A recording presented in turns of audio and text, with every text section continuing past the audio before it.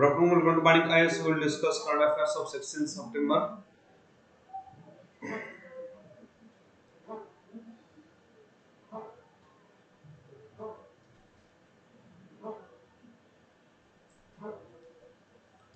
First question. In general, it refers to consider the following statements. Which of the following statements are right? It's correct. Answer is what is correct. Right. In general, it refers to words whose intent is to create hatred towards a particular group. That group may be a community, religion, or race. This is right. This is hate speech. Right. RPA Act, Representation of People's Act, it defines hate speech. No, RPA Act do not define hate speech. It just prevents a person convicted of illegal use of the freedom of speech from contesting election. Right? If somebody is misusing the freedom of speech, then that person can be restricted to contest election. That is what mentioned in RPA Act. RPA Act, that is Representation of People Act, right? And hate speech, it is mentioned in our IPC. Causing violence, causing enmity between different communities, right? Disturbing law and order. This can be speech can be considered as hate speech. If that turn into violence, right? If that turn into violence, then in public, then that can be considered as hate speech. So one only is the answer.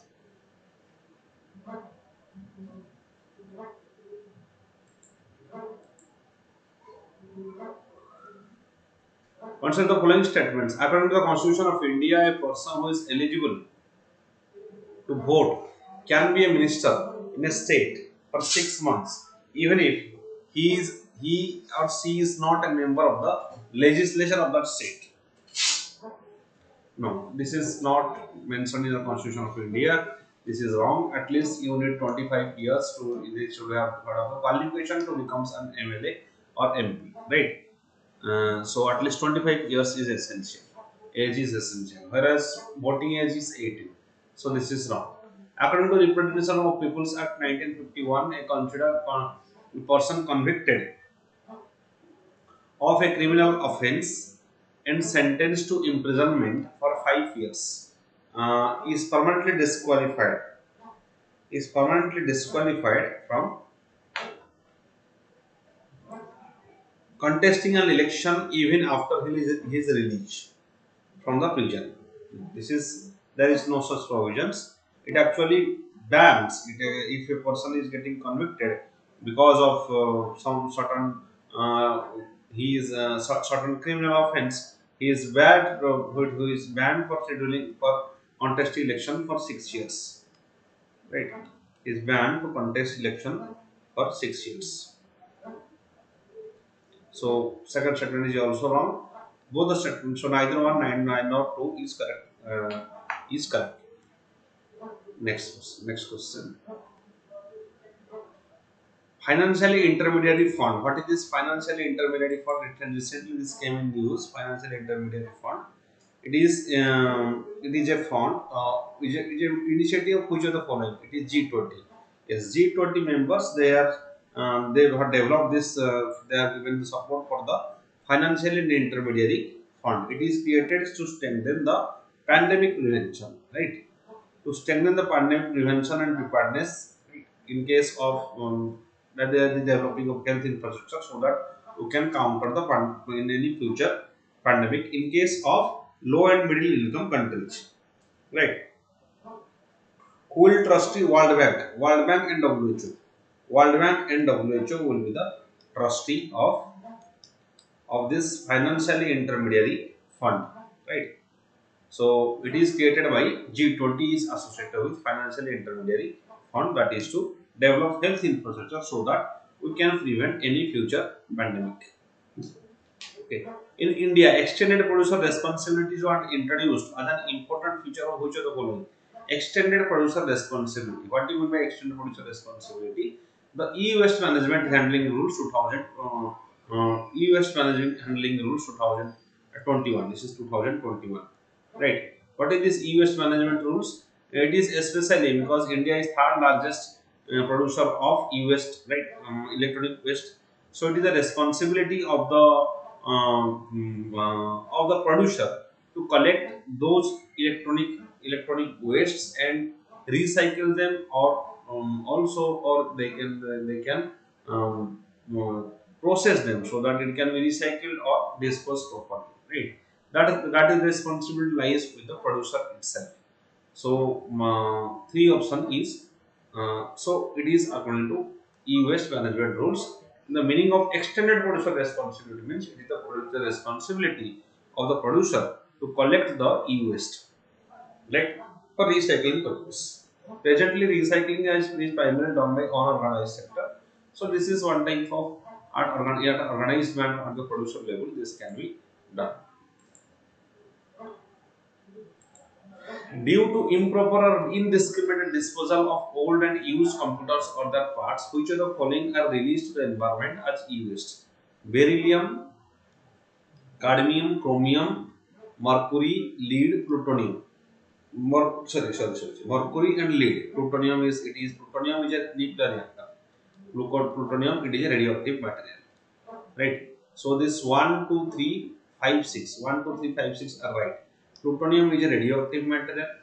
Plutonium radioactive. Plutonium and uranium and thorium, these are radioactive materials. That means they can be used in nuclear reactor to produce nuclear energy. Heptachlor it is one of the heptachlor. What is heptachlor is one of the it is one of the pesticides, right? That is mentioned as persistent organic pollutants, POP. That is aldrin,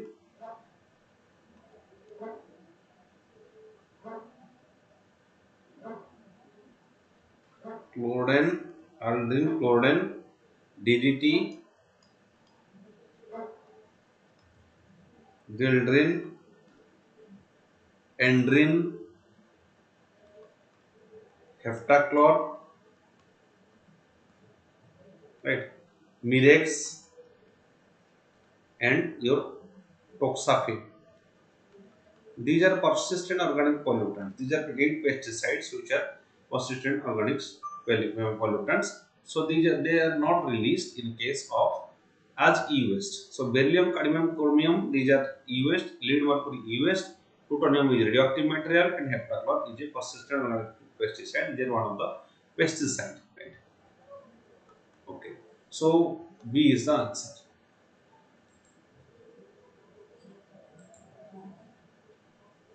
With reference to e-waste, with reference to e-waste management in India, consider the following statements. Fast e-waste clinic is set up in Bhopal, Madhya Pradesh. Yes, this is right. India is second largest e-waste generator world. No, India is third largest e-waste generator of world, and USA and China these are first and second e-waste generator of world. So, under extended producer responsibility, producer is entrusted with responsibility to finance related to recycling. Yes, responsibility of finance related to recycling. So, 1 and 3 options are right.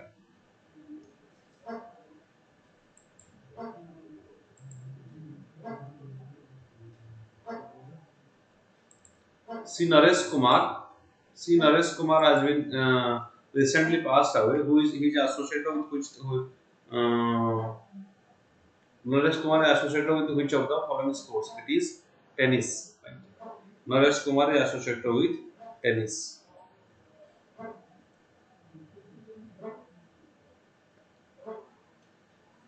Okay.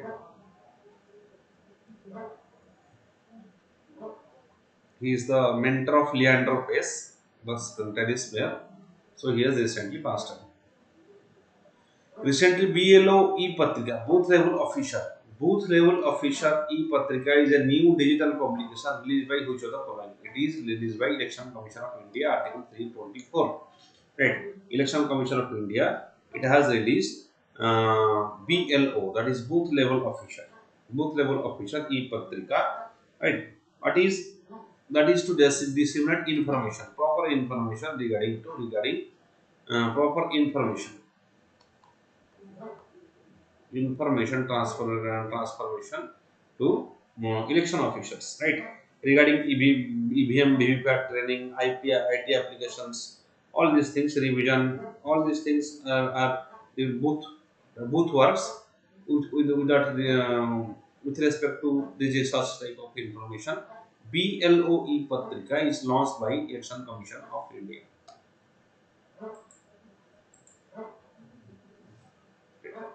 Sunya campaign. Recently, Sunya campaign is completed. Sunya Camp 1 year, which is initiated by which of the following? Sunya campaign. It is launched by Niti Aayog and Rocky Mountain of India. Niti Aayog plus Rocky Mountain Institute. Rocky Mountain Institute. They have launched Sunya campaign.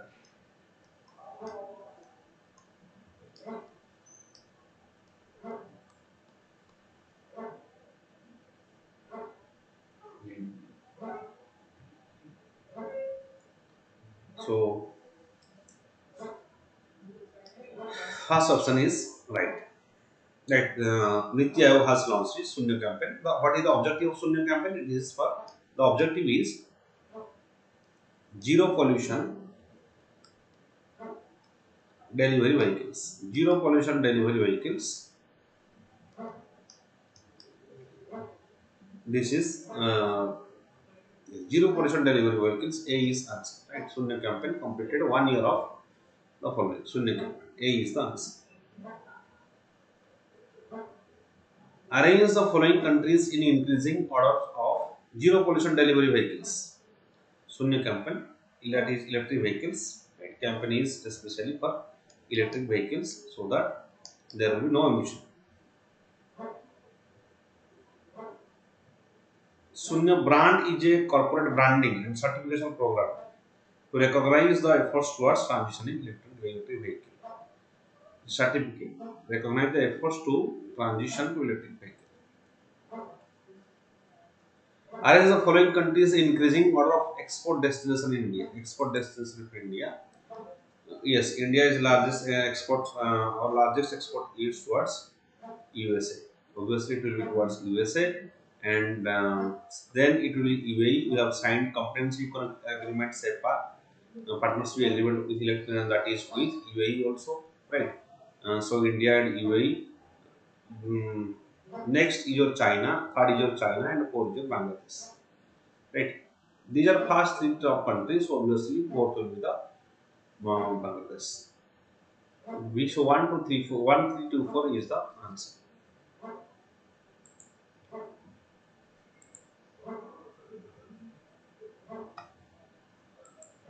Sangeet Natak Academy Awards. Sangeet Natak Academy Awards is given which of the following categories? Music, dance, theatre, 1, 2, 3 are the answer obviously. Puppetry is also there. So this is Sangeet Natak Academy.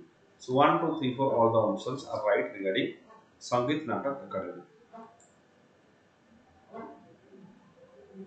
With reference to political parties, consider the following statements.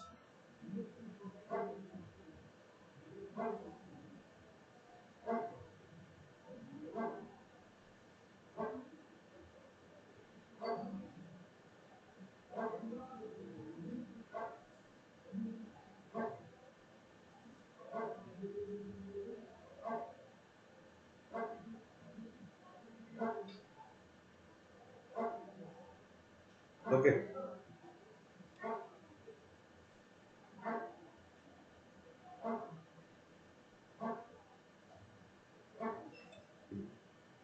Recognition of a state and national party can be done if the conditions mentioned in the Representation of People Act are fulfilled.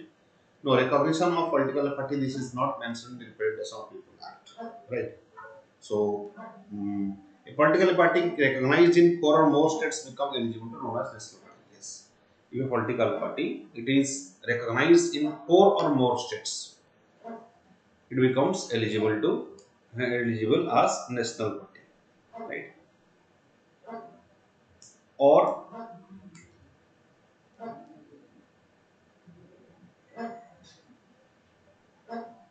Or it secures 6% or more votes in 4 or more states in general election to Lok Sabha. It can be also considered as national party, right? When a state can be state party, when a state party can be recognized if it secures 6% of the valid votes polled in the state general election, then that can be considered as. In addition, it wins 2 seats plus 2 seats. If it wins, then it can be considered as state legislative party.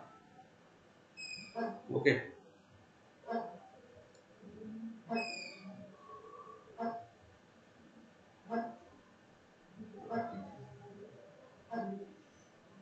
So two only is the answer. See, what are the provisions of Representation of People Act, RP Act? Representation of People Act 1950. Right. It lays down the principle for delimitation of constituencies. Delimitation of constituencies.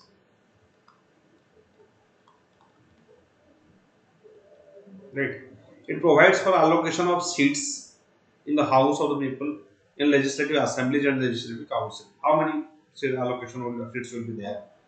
Like it also lays down procedure for electoral rolls. Procedure for preparing electoral rolls. Electoral rolls means whose names will be mentioned in the electoral roll. Right? Who will be the eligible voter? They are mentioned in electoral roll. Right?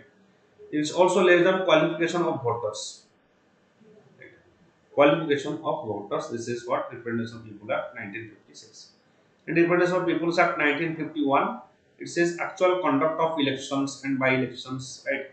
Administrative machinery, all these things. Qualification and disqualification of membership of the houses, right? Registration of political parties. These are mentioned in the Representation of People Act 1951. So both so B is the answer.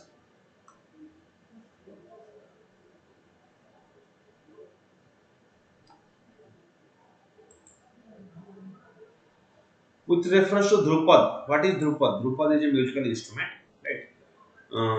Drupad, it is associated with Carnatic music. No, this is wrong. This is associated with Hindustani music, right? Drupad is associated with Hindustani music.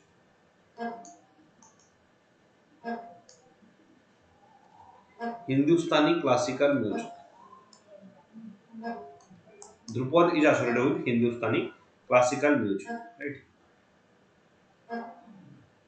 Khayal, Ghazal, Drupad, Dhamar, Tarana, Thumri, these are Hindustani classical music. Next, Drupad is traditionally performed by women. No, this is not traditionally performed by women. It is traditionally performed by men. Second statement is wrong. Instruments like tanpura are used in it. Yes. Instruments like tanpura and pakhawaj. Tanpura and pakhawaj are used in the in the Drupad style of singing, right? Drupad style of singing. It is a form of devotional music. Remember, Drupad is a form of devotional music, and traces are their origin from Samveda. Origin is related to Samveda, right? Drupad maintains the purity of the raga. This is Drupad music. Hindustani music. This is predominantly played by the men, right? And it is instruments like tanpura and pokhawaj. It is devotional music whose origin is linked to Samveda. That is Drupad.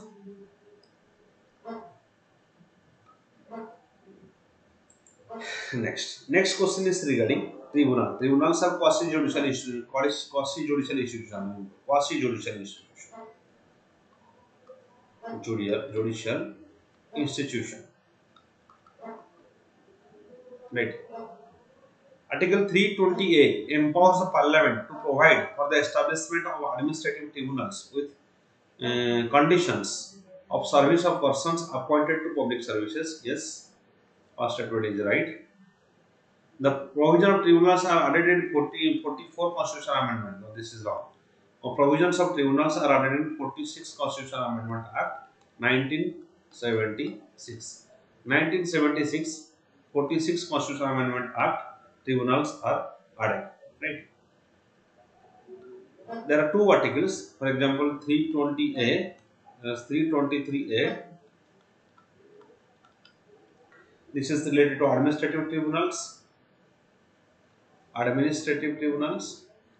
And 322, 323B, it related to tribunals of other matters, right? Other matters that related to taxation, foreign exchange, land reforms, right? Land selling, all these things are tribunals of other matters. But administrative tribunal, that is 323, Article 323A, remember that it is 44th Constitutional Amendment. They are not, the tribunals are not in the original constitution. They are added in 42nd Constitutional Amendment 1976. Okay. Then with reference to Helena missile, consider the following statement. It is a third generation fire and forget class anti-tank guided missile ATGM system. Anti-tank guided missile ATGM system. Third generation. Right? It is mounted with advanced light helicopter ALH. Advanced light helicopter which is mounted. Yes. It has all weather day and night capability. Helicopter day and night capability. This is right. A variant of Helena weapon system is Dhruvastra is being used inducted into Indian Navy. There is Dhruvastra is the Air Force. Dhruvastra is the Air Force version. It is not the Indian Navy version. Dhruvastra, it is the Air Force version of Indian Navy. Right. Air Force version of Helena is Indian Navy. Right. Its maximum range is 7 kilometers. Designed and developed for integration of weaponized version of advanced light helicopter. It's an advanced light helicopter ALH, and range is 7 kilometers. All weather night capability. Right. This is anti-tank guided missile. Anti-tank guided missile. The Helena missile. Anti-tank guided missile. Okay. So 1, 2, 3 options are right. It is not Indian Navy. Dhruvastra is not for Indian Navy. It is for Indian Air Force. There is also Nag missile, that is third generation. Nag missile, that is third generation. Fire and forget missile, that is not Nag missile. Third generation fire and forget missile is called as Nag missile. Right. Okay.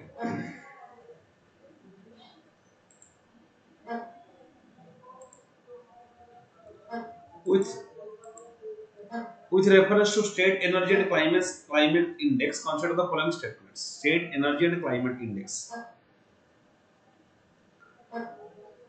It was launched by Ministry of Environment, Forest and Climate Change. No.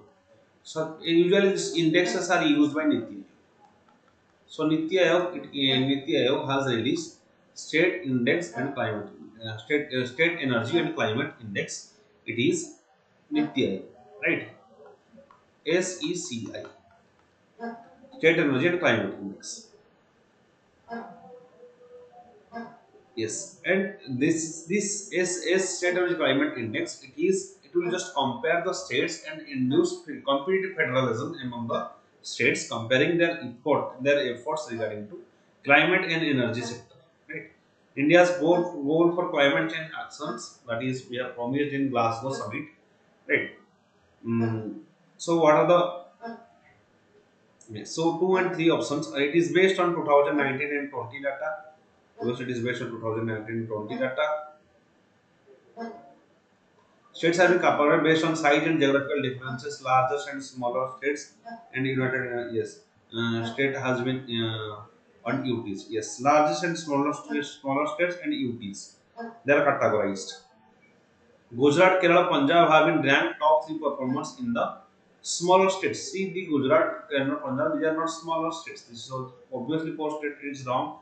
Just by common sense, we can say they are among the larger states, right? Gujarat, Kerala, and Punjab, they have been there are the top three performance among the larger states.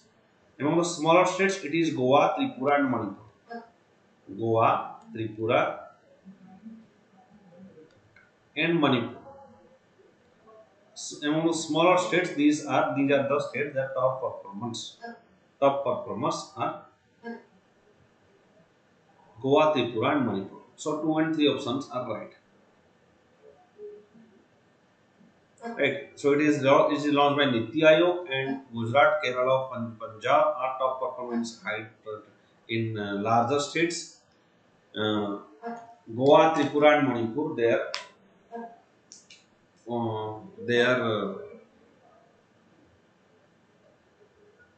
they are top performer in among smaller states. So two and three options are right.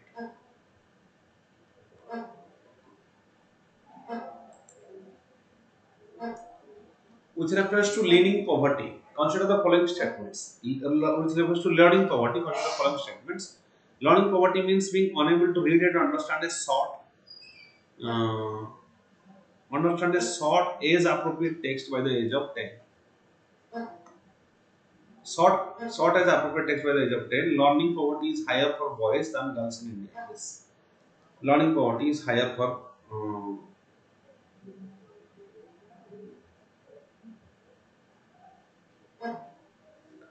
for boys than girls in India. Girls can read better, right? So both the statements are right. The reading capacities of girls are better than boys, right? That is next. So both the statements are right. Learning poverty. Boys are poor so far as reading is concerned. Which the following state currencies are included in the basket of special drawing rights of IMF? IMF special drawing rights. Indian rupee is not included, right? This is not. Chinese renminbi it is included in 2016. So it is especially special drawing rights. These are US dollar, euro, yuan, Japanese yen is there, British pound is there, pound sterling, Chinese renminbi is there, euro is there, right? US dollar is there, but India is not among the SDR or special drawing rights of IMF. So 2, 3, 4 options are right regarding. So these are the currencies in which international exchanges can occur. Indian rupee is not a SDR. Renminbi is a recently included SDR in the IMF basket. With reference to Deputy Speaker, consider the following statements. Deputy Speaker, made. That is Deputy Speaker of Lok Sabha, obviously.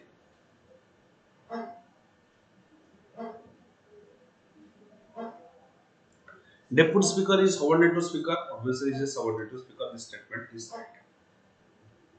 right. He has special privilege of becoming chairman of any parliamentary committee to which he is a member. No, special privilege of becoming chairman of any parliamentary committee of which he is a member. Whenever you see such words like any, all, right, and mm, such type of word are all, any, never. These such sentences are wrong. He cannot become chairman of any parliamentary committee.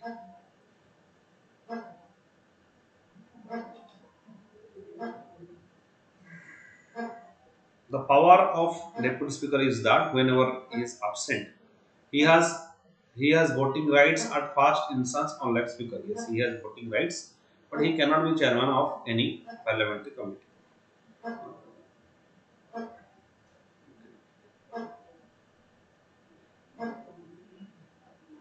But the thing is that whenever he is appointed to any parliamentary committee, he becomes the chairman.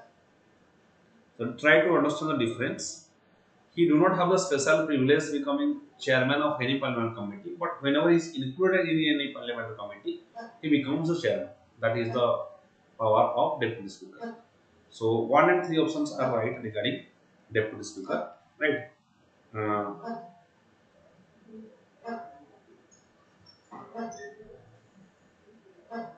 he also presides over the joint sitting, right? If the speaker is absent or whenever speaker is absent, he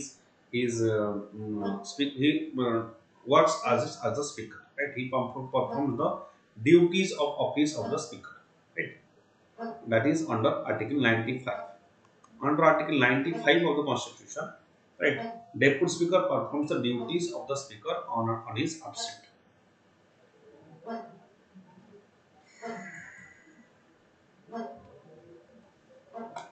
So 1 and 3 options are right. Next question. National Monetization Pipeline. National Monetization Pipeline. This is utilizing the existing assets. Utilizing the existing assets using private sector, right? Which the following are covered? Roads are covered, railways, power, oil, gas pipelines, telecom sector. All the sectors are covered under national monetization pipeline. Anything that is that for judicious use or a high efficient use, that private sector will be included in its operation. Right, ownership will not be transferred, but private sector will be included. That is some higher revenues will be collected. So national monetization pipeline 1, 2, 3, 4, 5 is right.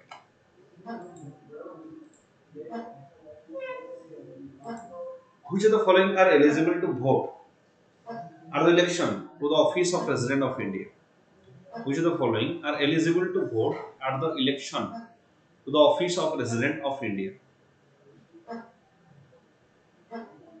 Elected members of both the House of Parliament, yes. Nominated members of either House of Parliament, they cannot. They can, yes. Nominated member, they cannot vote to the office of election. Nominated members either House of Parliament, they cannot vote. And elected member of Legislative Assembly of all the states, yes, they can vote. But members of legislative councils are all, they cannot vote. Members of legislative council or nominated members of either House of Parliament, they cannot. Either houses of Parliament, they cannot uh, vote in the President of India. So 1 and 3 options are right. In case of removal of president or impeachment of president, only yes. But these legislative members, they are not participated. Only the members of House of Parliament, members of the House of the Parliament are participated. Legislative assemblies are not participated. But during the time of elections, only elected members of legislative assemblies of the states are participated. But members of legislative councils are not participated. Members of either nominated members of either houses are not participated in the election to the office of President of India. Which organization release Global Wind Report? Global Wind Report, it is released by Global Wind Energy Council. Global Wind Report, it is released by Wind Energy Council.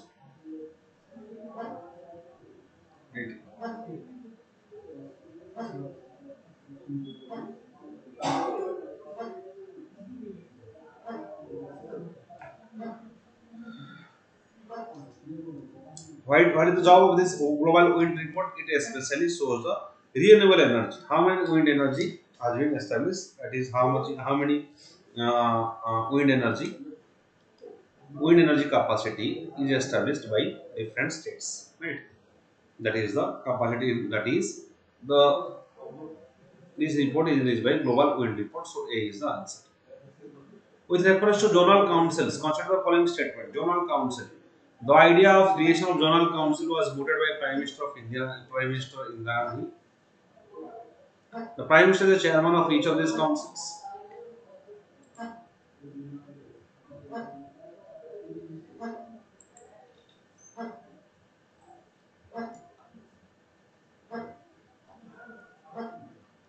Prime Minister is chairman of each of these councils. That is also known. It looks into matter concerning border disputes, right? Yes. Matter concerning border state or interstate or in any interstate disputes among various states that may be related to border, may be related to your suppose water sharing. These can be discussed in the these can be discussed in the zonal councils and can be solved, right? Yes, zonal councils are not created by Indira Gandhi. It is they are established by the statutory body. They are established under the State Reorganization Act of 1956. The statutory body. They are established under State Reorganization Act 1956. We have 5 zonal councils. Remember, we have 5 zonal councils. That is 5 zonal council. That is northern, central, eastern, western, and southern.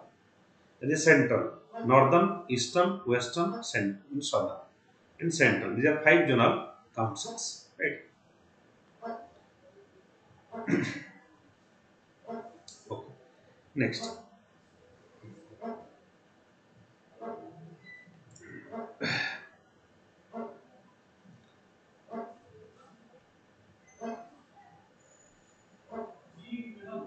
Okay. Next. Next is Prime Minister is not the chairman of this council. It is the Home Minister. Union Home Minister is the chairman of zonal council, right? Vice chairman.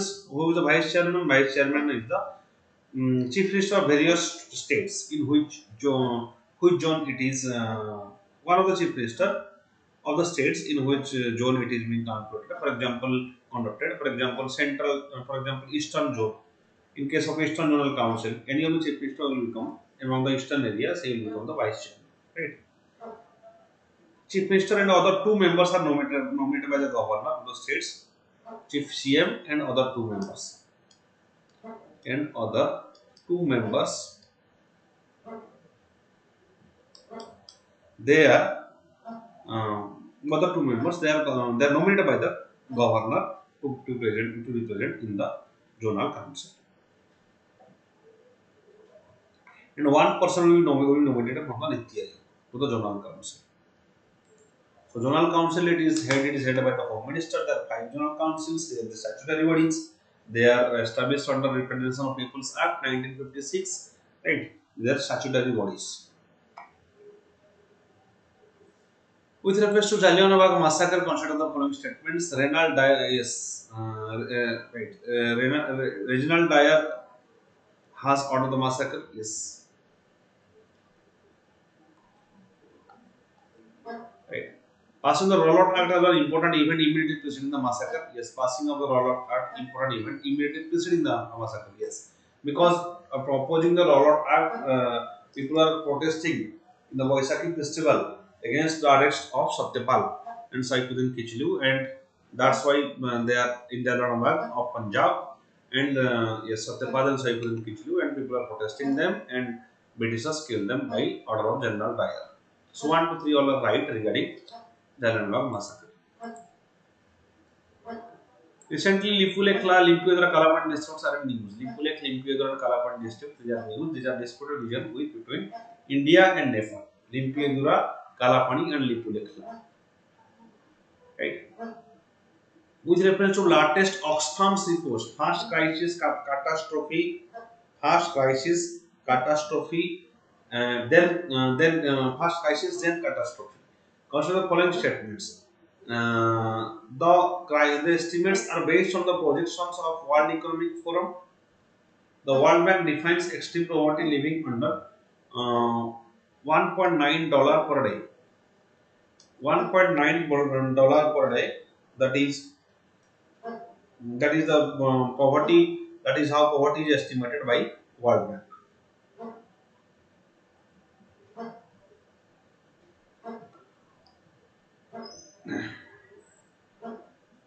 Yes. So yes, best World Bank as Oxfam. It is basically the report is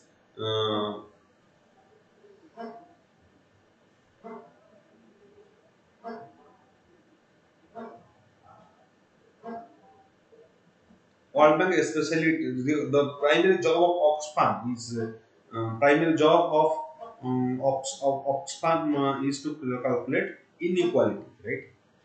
Finally, job of to inequality among various states or intra-state or intra-country or inside a state. This is these are released by Oxfam report, right?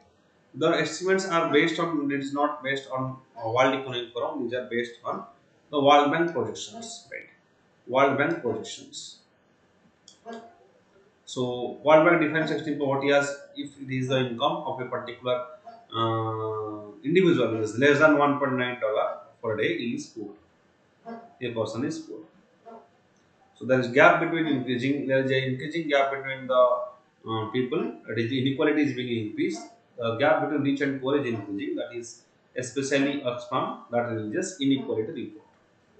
So, two only option is the right option.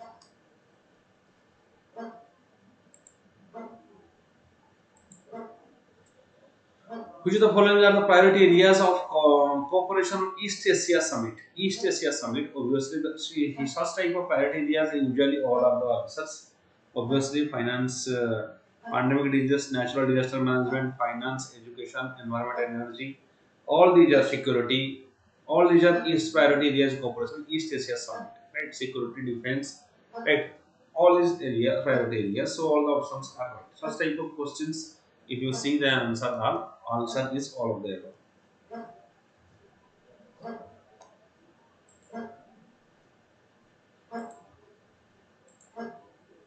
India's first Persian newspaper, Mirat-ul-Akbar, was started by Raja Ram Mohan Roy. Mirat-ul-Akbar, it is started by Raja Ram Mohan Roy.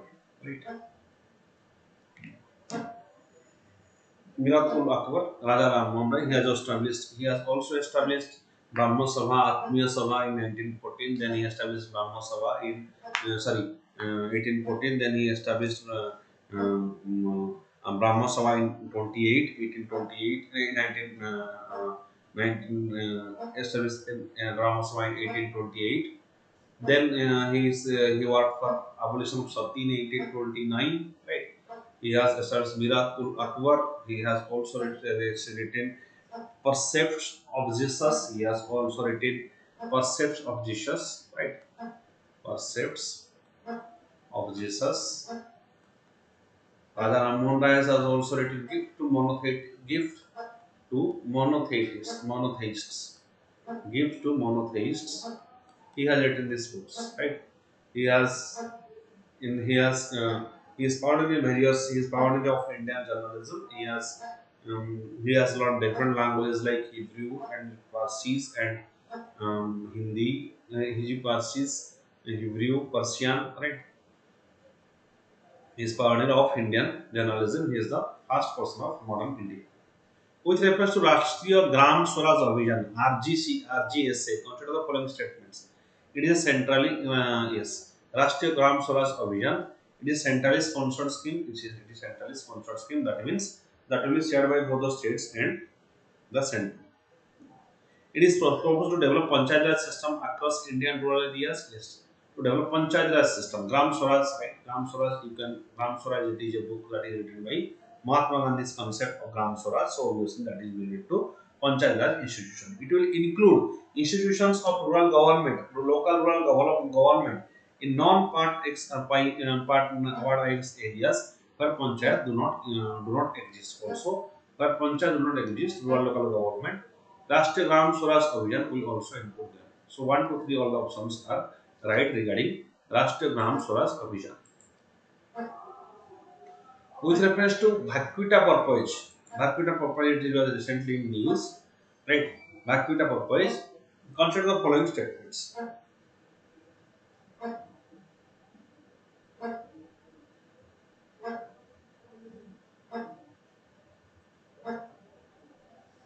It is the world's smallest cetacean and most endangered animal mammal. Yes, smallest cetacean and most endangered marine mammal is Vaquita porpoise. Cetacean family. Cetacean family means it is related to whales, right? Whales and dolphins. Cetacean family. Vaquita porpoise. There, it's like a dolphin. Vaquita porpoise, it's like a dolphin. It only lives in Mexico for Gulf of California. Upper Gulf of California, Vaquita porpoise. It is right. Mexico, Upper Gulf of California. Okay. It is also called as little cow. Little cow in Spanish. Little cow, Vaquita porpoise. Right. Okay. It, next.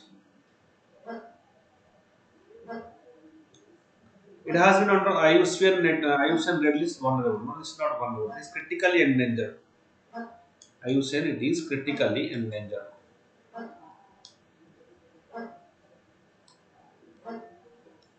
Right. So Vacuita porpoise, it is the world's smallest cetacean and most endangered marine mammal. Already it is written it's most endangered, so we cannot say that it is vulnerable. It is critically endangered. It is only lives in Mexico's Gulf of California. So 1 and 2 options are right regarding Vacuita porpoise. Okay.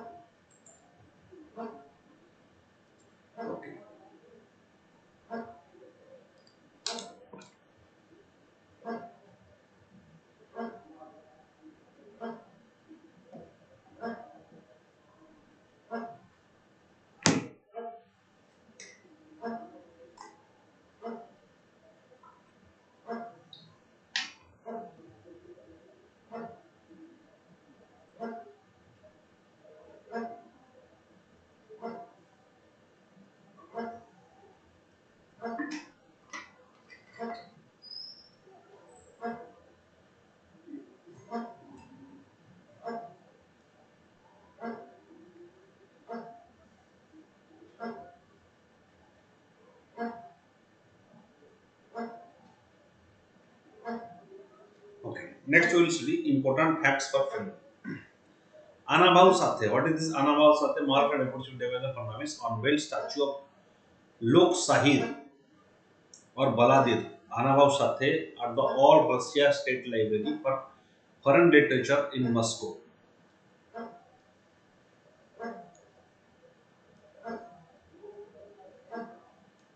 All Russia State Library for Foreign Literature in Moscow.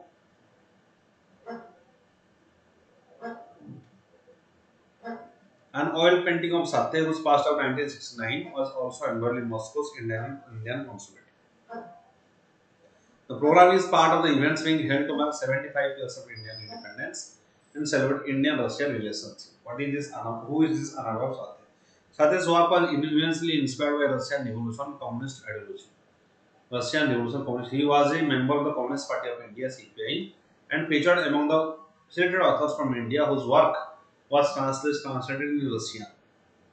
Tukaram Bhaurao Sathe, right? Tukaram Bhaurao Sathe, who later known as Anabhav Sathe, was born in Dalit family in August in Maharashtra, Vetegaon village in Satara district. So he is a communist leader, right? Member of Communist Party of India, born in Maharashtra, and he has unveiled statue of Anubhav Sathe in India-Russian consulate. Right.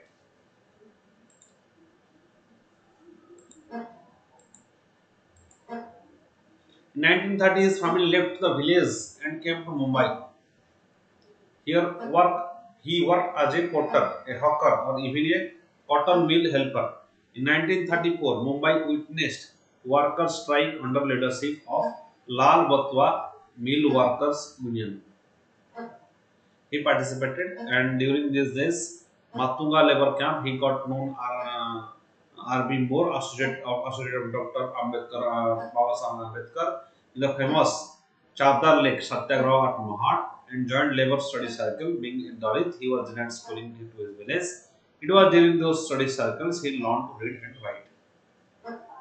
These study circles, right? Labor study circle, he learned to read and write. Family left the village. Okay. How did he start writing songs, ballads, and books? Sathe wrote fast poem on the menace of mosquitoes in the labor camp.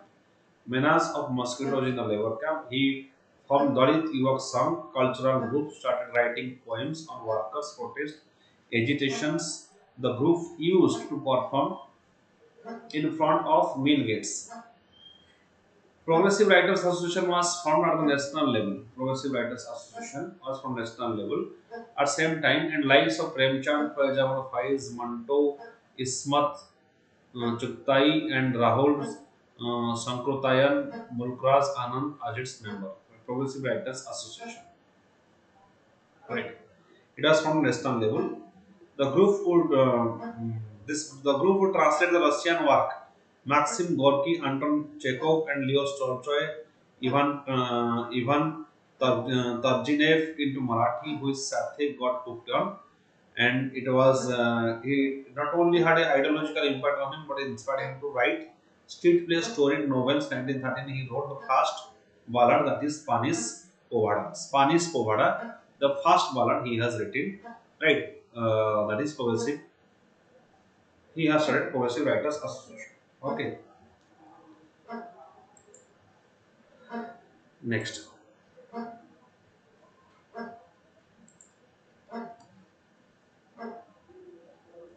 Sathe and his group traveled across Mumbai, campaigning for workers' rights. Out of 49 years that he lived, Sathe, who began writing only after the age of 20. Only after the age writing, he began writing and churned out 32 novels, 13 collection of short stories, 4 plays, travelogue, and even 11 ovadas, ballads. Several of his works like Aklechi Gosta, Stalingrad Povada, माझी मायना गावावर राहिली, जग बादल, बोलानी घाव were popular across the state. Right. He has written these works. Among 6 of his novels were turned into films, many translated to all other languages, including Russian. So he was a great writer. Right. His Bangalchi Haq, Bengal's call, Bangalchi Haq was Bengal Femin, translated to Bengali and later presented at London's Royal Theatre. Translated into Bengali and presented in London Royal Theatre. His literature depicted the caste and caste reality of Indian society of the time. In 1943, he, along with Amar Sheikh and Datta Gabhankar, formed the Lal Batwa Kala Pathak. The group toured across Maharashtra presenting programs on caste atrocities, class conflict, and worker rights. He dedicated his most famous novel, Fakira, to Dr. Ambedkar. His novel he has also written the Fakira to Dr. Ambedkar. In 1943, he was part of the process of the late formation of Indian People Theatre Association. He is a pioneer in formation of Indian People Theatre Association. He became national president in 1949. Sathe work was influenced by Marxism, but at the same time he brought harsh realities of the caste system. Right. So his Sathe is a great writer. He is the president of Indian People's Theatre Association. He has dedicated his famous novel Fakira to Dr. Ambedkar. He was influenced by Marxism. He was a member of Communist Party of India. Right. Okay.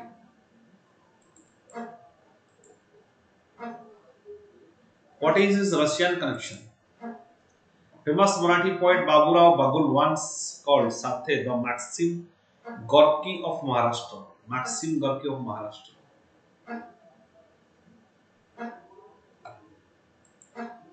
Sathe was immensely inspired by Gorky's mother and Russian evolution, which was reflected in his writings. According to the language expert, Sathe's literature is closely related to then communist leader Russian literature, which is a mixture of reality and art. Then Russia used to have representative Indian literature translated into Russian. Sathe's novel like Chitra or his famous Stalin, Stalin, Stalingradcha, right? Stalingradcha Povada on the Battle of Stalingrad battle were translated then. Sathe traveled Russia in 1961 with a group of other Indians. In his travel of Mazar Russiaच्या प्रवास, my travel to Russia, he writes that workers had come to see him off. Now that wanted him to go and see slums of Russia, describe them after he returned home. He already famous because he was asked to work and received hard-won reception in Russia. Right. So this is Russian connection of Mr. Sathi.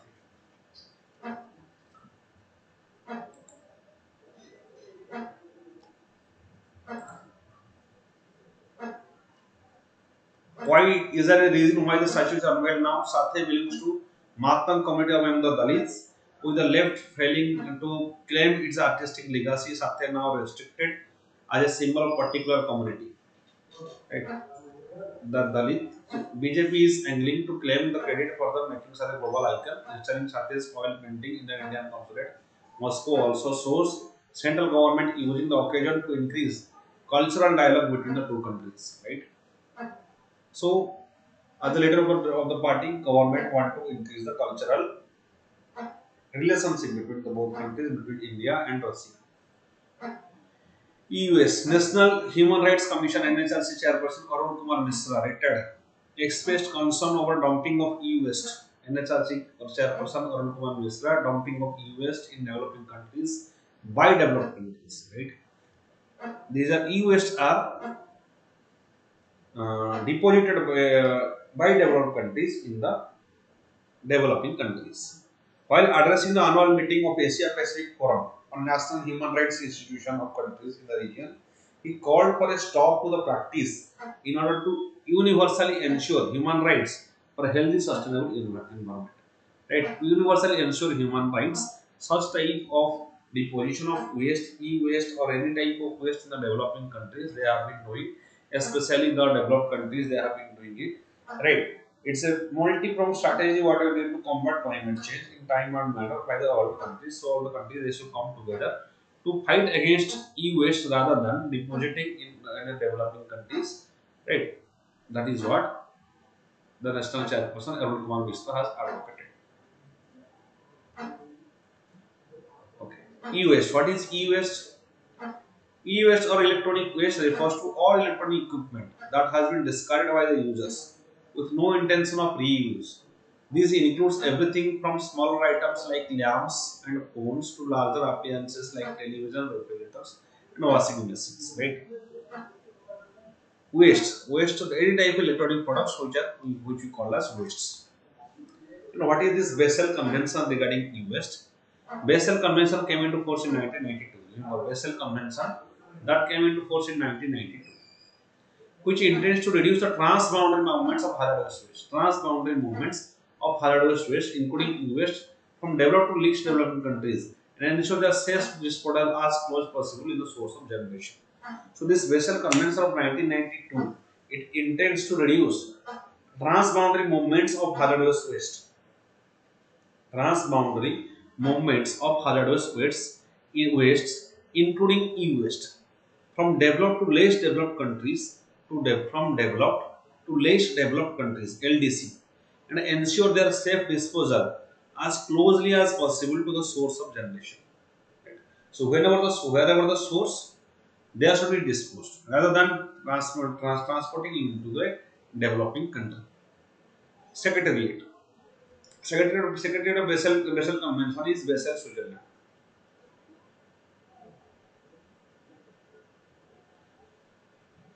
Basel, Switzerland. Okay. Parties 187. Haiti and the United States have signed convention but not ratified it. It doesn't address the movement of radioactive waste. It is yes, that is the problem with radioactive waste with Basel Convention. To implement and restrict the trade of hazardous waste between more restrict the trade of hazardous waste between more developed countries and less developed countries. An organization is formed which is known as Basel Action Network (BAN). Basel Action Network it actually works to stop such type of transportation of hazardous waste from developed countries to developing countries. The United States is the only developed country that has not ratified the treaty. But US has not ratified the treaty, which means that it does not have any to abide by the rules and regulations. right? As United States is not abide by the rules, that means it will keep dumping the hazardous waste in other developing countries. That is why it has not ratified.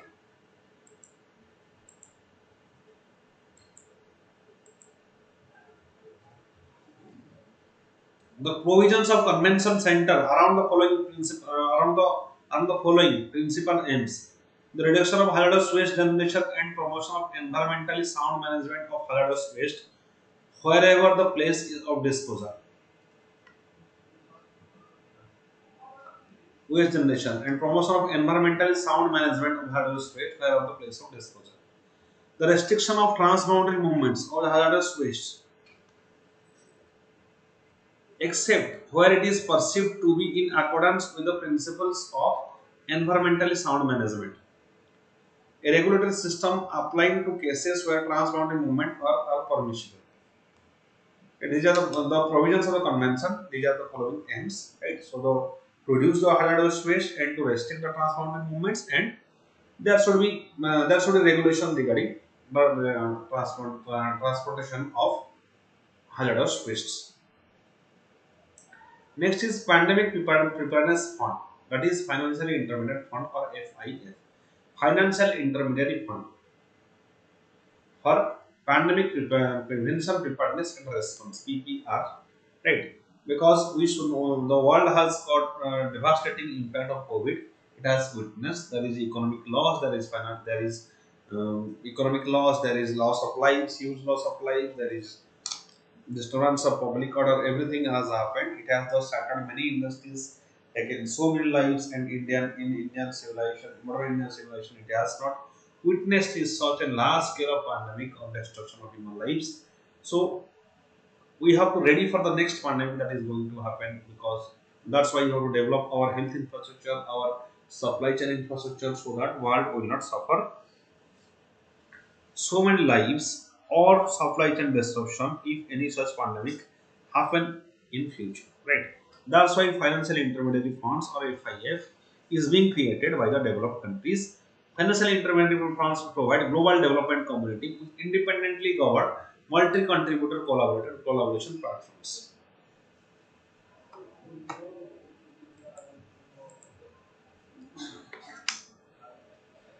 Typically focused on specific Typically focused on specific themes, FIF are designated to mobilize significant financial support and endanger collective action for for development priorities, often contributing to global public goods. At the heart of each FIF is a type of trust fund, which is the World Bank serves as a trustee.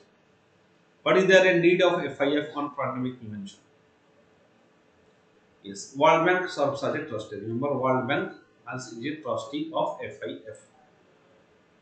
What is the need for FIF on pandemic prevention, preparedness and response? The new FIF will focus on sustenance and high level attention to strengthening health infrastructure, right? We have a Srestha G project. There is a project of Srestha G. Srestha G. Srestha G project. It is a project of World Bank in Gujarat to develop the health infrastructure, right? Primarily, the governments were not focusing, especially the developing countries, they are not focusing on health infrastructure previously, because we do not see the outcomes directly. They are engaged in populism or those infrastructure development which are eye catching, right? So that's why they are not. That's why they are not able to get votes. For example, to get votes, that's to get votes or those infrastructure development or anything that so immediate result, political parties are focusing on that. But after COVID pandemic, we have seen the devastating impact of COVID pandemic. It has taken so many lives and create so many havoc in the masses that anybody can die at any time. So God, this uh, so such type of prior preparedness is highly essential. Various government and these world international bodies that they want to develop the health infrastructure, especially in the developing countries, because we cannot say that just we are safe just because our health infrastructure is strengthened. We have to strengthen the other developing countries as well. because if any such pandemic or any such disease that spreads in a particular country just because of lack of health infrastructure, ultimately that will affect the whole world, right? Because whole world is interconnected because of the globalization and because of the trade and goods and trade facilitation of trade and people movement throughout the world every day, right? That's why this transmission will be easy. So not rather than solving these problems at individually by a particular country, holistic approach by various governments, that is combined approach to stop such pandemic, is essential. And as developing countries they lack resources, obviously the responsibility of the developed countries to help them to counter the pandemic. Ultimately, otherwise they will also suffer in case of, because India is a developing country, we do not have a very strong health infrastructure. If India is suffering from any type of pandemic or any type of such severe diseases, the whole world is also going to suffer, because there is every day there is people contact, so many people are coming to India, so many people are going abroad from India. So such chances are highly severe, and all the countries are going to suffer because of a particular disease. So that's why health infrastructure must be stagnant. So that if any disease arise in any developing country, that will be contained in those particular areas rather than spreading just reason because of lack of infrastructure. So various international organizations like they have created, like FIF is one such example, whose trustees is World Bank, and it is created by G20 especially to counter any such future pandemic. The fund will provide long-term financing to low and middle income countries to bridge the gaps. Low and middle to bridge the gaps they face during the pandemic. It will help such countries to regional, national, and global levels. Right. So low and middle income countries they will get the funds and they will work on the pandemic.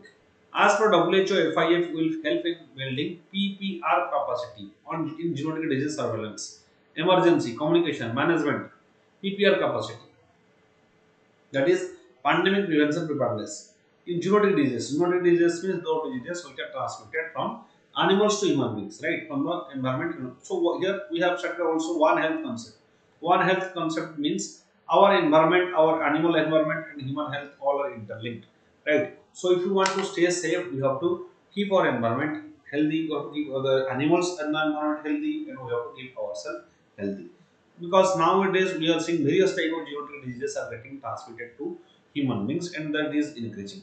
For example, Nipah virus, this AIDS, this COVID virus, Lunta virus, right, Hendra virus, right, so Swine virus, and such viruses we do not have proper care for such type of viruses. Communication management, okay. So what we have to do? Emergency communication management. Emergency communication means data dissemination, right? Management laboratories, there should be high class laboratories to test first type of diseases, because if diagnosis do not happen or we cannot identify a particular virus and its various strains, that will be more difficult, because when it will spread to the whole world, immediately it will spread the whole world, and it will be very difficult. And engage community engagement, critical health workforce, etc.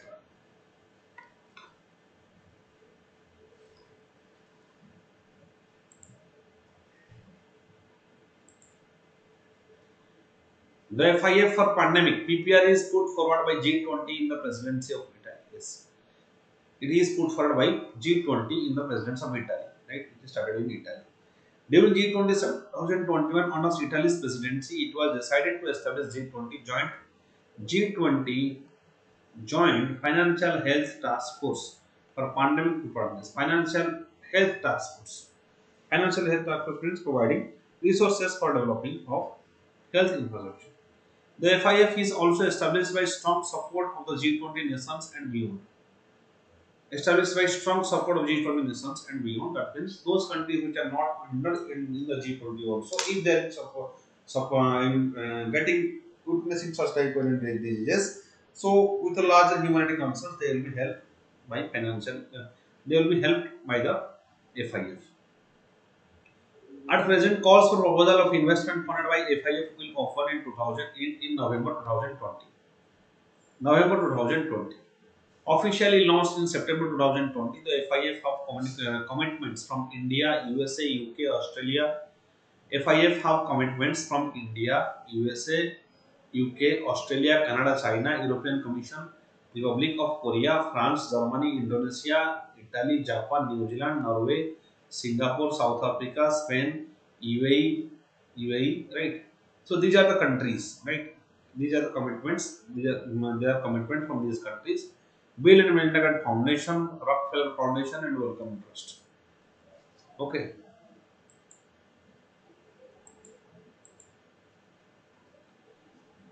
How do the melting of the Arctic ice glaciers of the Antarctic differently affect the weather patterns? Differently affect the weather patterns and human activities on the Earth. Many glaciers are found around the world have been rapidly melting.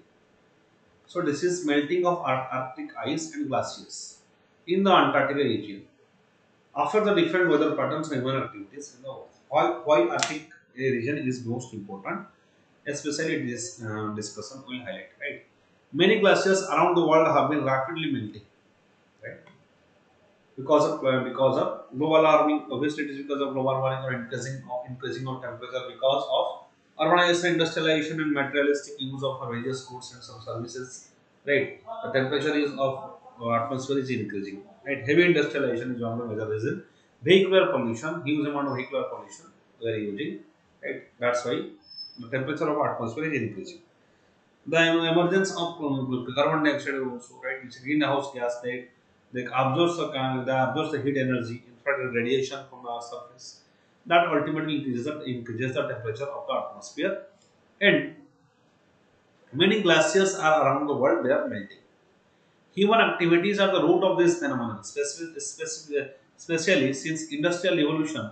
Carbon dioxide and other greenhouse gas emissions have raised temperature. Carbon dioxide and other greenhouse gas emissions have raised temperatures even higher in the poles. As a result, glaciers are rapidly melting, carving off into the sea and retreating on land. Rapidly melting. Glaciers are rapidly melting, right, into the sea and retreating to the land.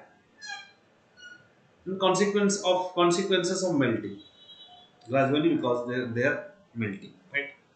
Arctic and Antarctic like the world's refrigerator, right? Huge amount of glaciers are present there. They balance out other parts of the world that absorb heat.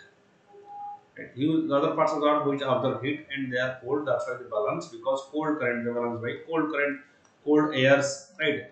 They balance the temperature of the world. The loss of ice and warming waters will affect the sea levels. Obviously, sea levels will increase, salinity levels and current precipitation patterns.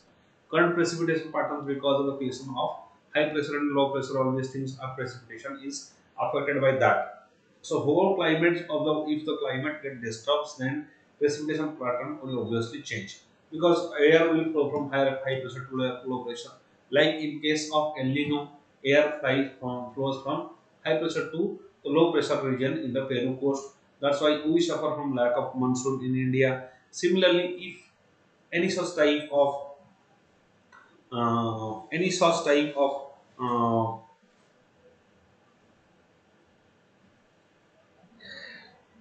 if any such type of development of if the temperature increases, then whole climate is going to be disturbed, right? And salinity levels, if the composition of sea and will change, that will also affect the biodiversity, because their biodiversity that is, maybe they will not adjust, there is also, that will also affect the coral reef production, which are the very rich in biodiversity, that will induce coral bleaching, right? The global average sea levels has risen about 7 to 8 inches since 1900. 7 to 8 inches since 1900. It is getting worse. Rising seas endanger coastal cities, they endanger the coastal cities, small island nations by exacerbating the coastal flooding, storm surge, right? They exacerbating the coastal flooding and storm surge. Okay. Island nation, especially those island nations, they are very highly susceptible to rise of sea level water. Because any such events like tsunami or earthquake that happens inside the sea, they will submerge under the sea and home, and they are also because of climate induced migration has also started among in various places, right?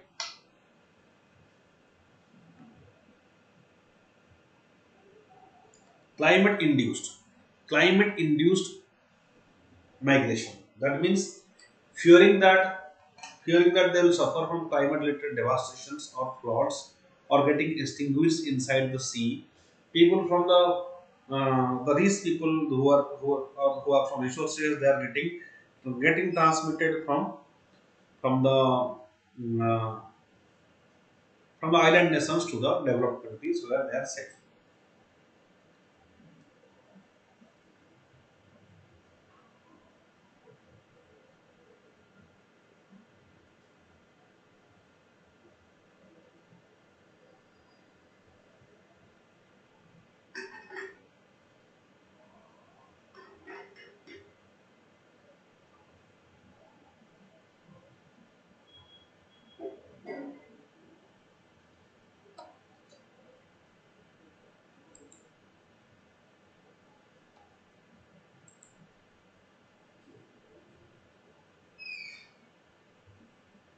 Next, permafrost.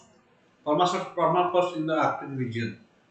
Now that is permanently frozen, right? Permanently frozen, right? Permanently frozen, that is called a permafrost. Stores large amounts of methane, which is a greenhouse gas that contributes to climate change. Methane.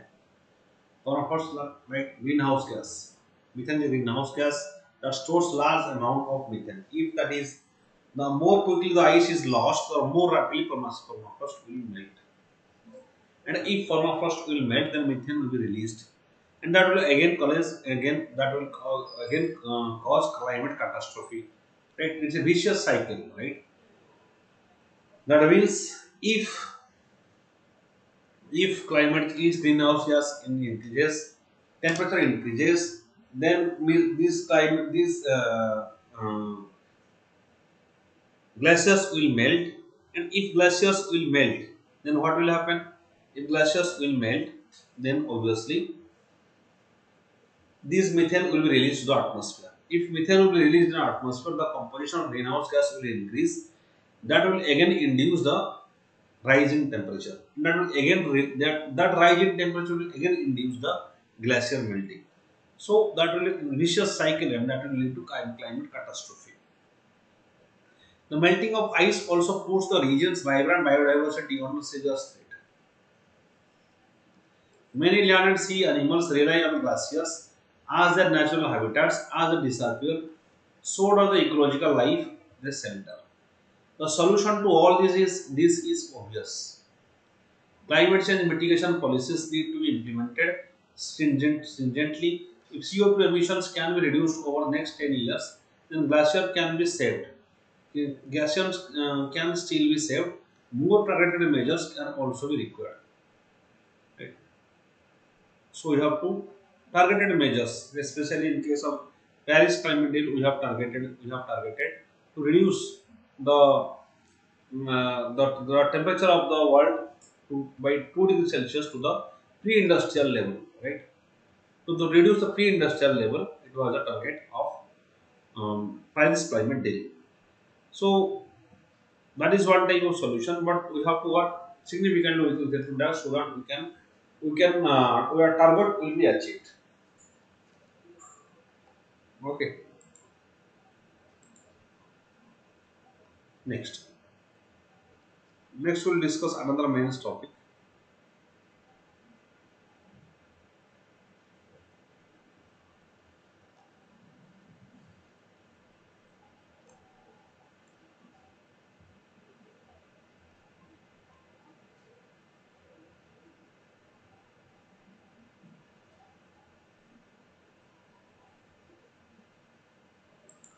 Triple dip. What is this triple dip? La Nina and its impact in the Indian monsoon.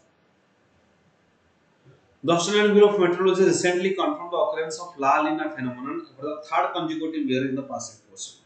La Nina phenomenon is going to happen.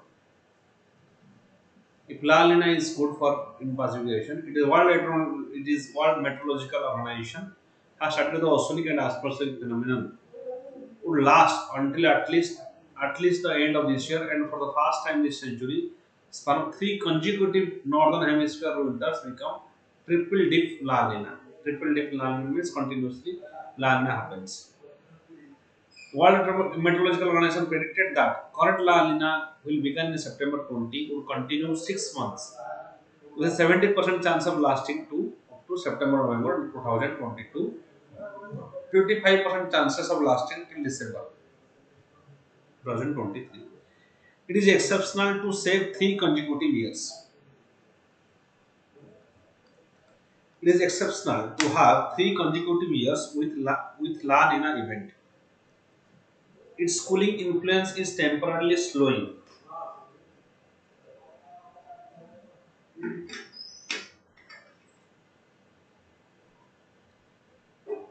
Its cooling influence is temporarily slowing the rise of global temperatures.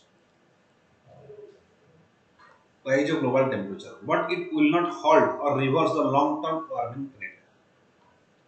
The current La Nina phase has been prevailing since 2020.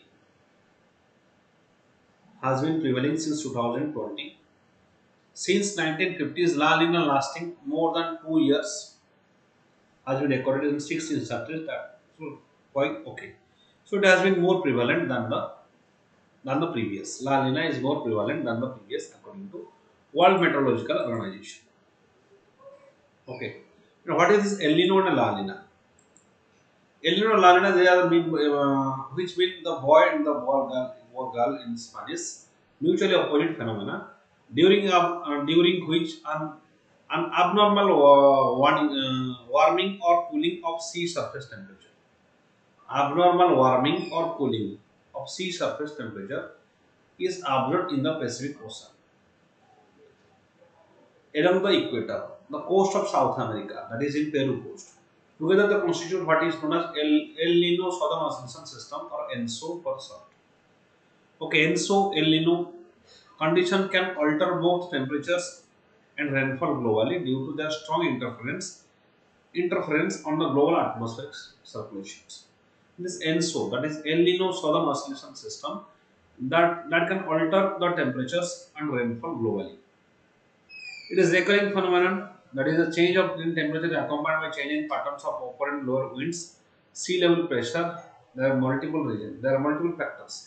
Upper and lower wind, sea level pressure, tropical rainfall across the Pacific basin. Normally, El Nino and La Nina occurs every 4 to 5 years. El Nino is more frequently than La Nina. But how La Nina impact Indian monsoon? El Nino years have witnessed extreme heat and below normal rainfall during the monsoon. So La Nina is good for Indian monsoon, but El Nino is bad for Indian monsoon. El Nino years they witness extreme heat and normal rainfall. Even though El Nino might not be the only factor or even direct links to them, 2014 El Nino year has received 12% deficient rainfall due to September. So during El Nino, our rainfall decreases.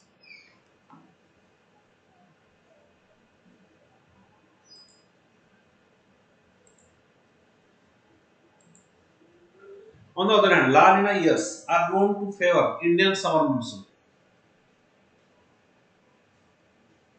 This year, India has received 740 of rainfall, quantity 7% of higher than the seasonal average till August 30. So during La Nina years, we are getting 7% higher rainfall. Right? Among 36 states, Union territories, 30 have received rainfall that are either normal excess or large excess. So we receive more rainfall during the La Nina years. Uttar Pradesh, Manipur, 44% each, Bihar minus 30% each, however, remain most affected states this season, right? So during La Nina, Uttar Pradesh, Bihar, they are most affected. While La Nina conditions continued for 3 years, according to experts, climate change could have the driving factor, right? Climate change is happening. Such type of new phenomena are witnessed. Enhances uncommon conditions, which was not happening earlier, it is now happening. El Nino has been associated with rising heat waves. That is, high rising heat waves it is seen in various parts of the world. Extreme temperatures. Extreme temperature means or many. That is high temperature or low temperature, such as parts in the US, Europe, and China. India's northeast monsoon rainfall remained subdued during the past La Nina events. But 2001 remains exception in recent years.